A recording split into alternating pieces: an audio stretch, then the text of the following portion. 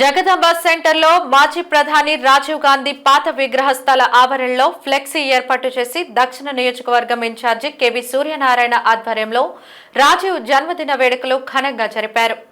వేడుకలకు కాంగ్రెస్ పార్టీ జిల్లా అధ్యక్షులు హాసిని వర్మరాజు ముఖ్య అతిథిగా విచ్చేశారు. ఈ సందర్భంగా సూర్యనారాయణ మాట్లాడుతూ దేశంలో ఐటీ కమ్యూనికేషన్ అభివృద్ధి అనేది రాజీవ్ గాంధీ ఆధ్వర్యంలోనే జరిగాయని కొనియాడారు. అలాగే ఈ స్థలంలో రాజీవ్ గాంధీ విగ్రహం ఏర్పాటు చేసే వరకు నిద్రపోమని విశాఖ కార్యకర్తలు అందరూ పోరాడతామని స్పష్టం చేశారు. కార్యక్రమాన్ని ఉద్దేశించి ముఖ్య అతిథి వర్మరాజు, రాష్ట్ర యువజన అధ్యక్షులు లక్కరాజు రామారావు, తూర్పు నియోజకవర్గం ఇన్ఛార్జ్ దండి ప్రియాంకలు మాట్లాడుతూ నగర సుందరీకరణ పేరుతో తమ ప్రీతమ నాయకుని విగ్రహం తొలగించడమే కాకుండా ఆడే స్థలంలో నంది విగ్రహం పెట్టడం ఎంతవరకు సమంజసమన్నారు. ఇప్పటికే అనేక మార్లు జీవీఎంసీ అధికారులకు రాజీవ్ గాంధీ విగ్రహ ఏర్పాటుపై వినతి పత్రాలు అందించామని, అయినప్పటికీ ఫలితం లేకపోయిందన్నారు. ఇక శాంతియుతంగా కాకుండా ఉద్యమం చేపట్టి తమ నాయకుని విగ్రహాన్ని తామే నెలకొల్పుకుంటామంటూ చెప్పారు. కార్యక్రమంలో శివ, గంగాధర్, రామకృష్ణ, కస్తూరి వెంకట్రావు, భాష, సుధాకర్ రావు, కాకర అప్పారావు, వెంకటేష్, విజయ్ ప్రసాద్ తదితరులు పాల్గొన్నారు. మాకు స్పేస్ ఇస్తే మేము ఆ విగ్రహాన్ని ఏర్పాటు చేసుకుంటాం. అదేవిధంగా మీరు మీడియా మిత్రులు కూడా మాకు సపోర్ట్ చేసి ఆ విగ్రహాన్ని తొందరగా పెట్టించాలని మీరు కూడా జీఎంసీకి అడుగుతారని కోరుకుంటున్నాను. ఆయన ఆధ్వర్యం ఈరోజు ఐటీ కానీ కమ్యూనికేషన్ కానీ వచ్చిందంటే ఆయన ఆధ్వర్యం జరిగింది. ఈరోజు ఎవరెవరు నా ద్వారా వచ్చింది చెప్పుకుంటున్నారు. కానీ ఇదంతా వేరే వాళ్ళ ద్వారా కాదు.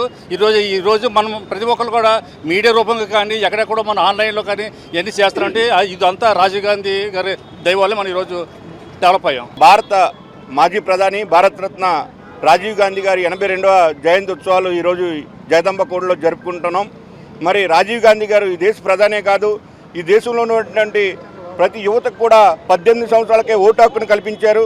అలాగే ఈ దేశానికి ఐటీ కమ్యూనికేషన్ రంగాన్ని, టెలికమ్యూనికేషన్ రంగాన్ని తీసుకొచ్చి ఈ దేశం భవిష్యత్తు ముందుకు తీసుకెళ్లే విధంగా ఆయన కృషి చేశారు. మరి ఆయనకి ఘన నివాళులు అర్పించుకుంటూ మరి ఈరోజు ఏదైతే బీజేపీ ప్రభుత్వం ఈ ఎలక్షన్ కమిషన్ ఆఫ్ ఇండియా అవలంబిస్తున్నటువంటి ఓట్ చోరీ యొక్క కార్యక్రమాన్ని మన యువత పెద్ద ఎత్తున తిరుగుబాటు చేయకపోతే మనకు రాజీవ్ గాంధీ గారు కల్పించినటువంటి ఈ 18 సంవత్సరాల ఓటు హక్కు ఒక నిర్ణయాన్ని తీసుకున్నటువంటి ఆ ఓటు హక్కుని మనం వినియోగించుకోవాలి. దాన్ని ఓటు చోరీ చేస్తున్నారు కాబట్టి మన యువకులందరూ కూడా దాని మీద పెద్ద ఎత్తున నిరసన కార్యక్రమాలు, దాన్ని వ్యతిరేకించాల్సిన బాధ్యత మన మీద ఉందని చెప్పి తెలియజేసుకుంటూ ఆయన జయంతి సందర్భంగా ఆయన ఘననివాళులు తెలియజేసుకుంటూ సెలవు తీసుకుంటున్నాను.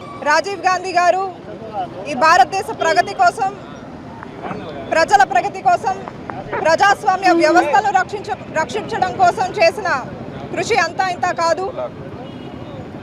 గాంధీ గారు అంటూ ఉండేవారు, గ్రామాల్లోనే స్వరాజ్యం తేవాలని చెప్పేసి. మరి ఆ కళను నిజం చేసే విధంగా రాజీవ్ గాంధీ గారు 73, 74 అమెండ్మెంట్లు చేసి స్థానిక సంస్థలకు, వ్యవస్థలకు పంచాయతీరాజ్ని ఒక చట్టబద్ధత, ఒక రాజ్యాంగబద్ధ హోదా కల్పించారు. ఈరోజు ప్రతి ఒక్కరి ఇంట్లో ఒక సాఫ్ట్వేర్ ఇంజనీర్ ఉన్నారంటే దానికి కారణం రాజీవ్ గాంధీ గారు తీసుకొచ్చిన ఐటీ రెవల్యూషన్.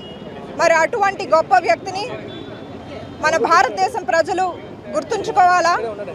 ఈరోజు మనం ఇక్కడ చూస్తూ ఉన్నాం, ఇక్కడ ఏదైతే నంది విగ్రహాన్ని స్థాపించారో ఆ ప్లేస్లోని మన మాజీ ప్రధాని రాజీవ్ గాంధీ గారి విగ్రహం ఉండేది.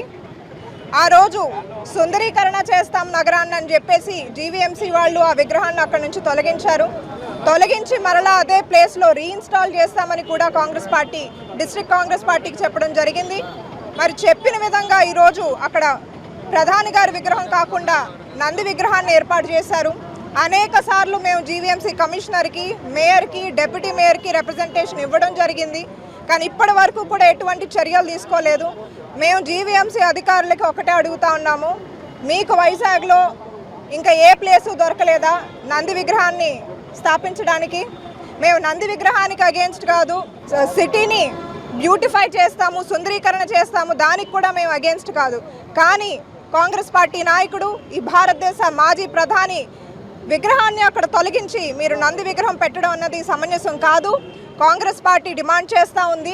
జీవీఎంసీ కమిషనర్కి కూడా మేము మరలా ఒకసారి చెప్తా ఉన్నాము, మీరు మరలా మాకు ఒక డేట్ మీరు ఐడెంటిఫై చేసి ఈ రోజు కల్లా మేము రాజీవ్ గాంధీ విగ్రహాన్ని పెడతామని మీరు మాకు చెప్పకపోతే మీ ఆఫీస్ ముందే మేము అందరం కూడా ధర్నాకి కూర్చుంటామని కూడా ఈ సందర్భంగా తెలియజేస్తా ఉన్నాం.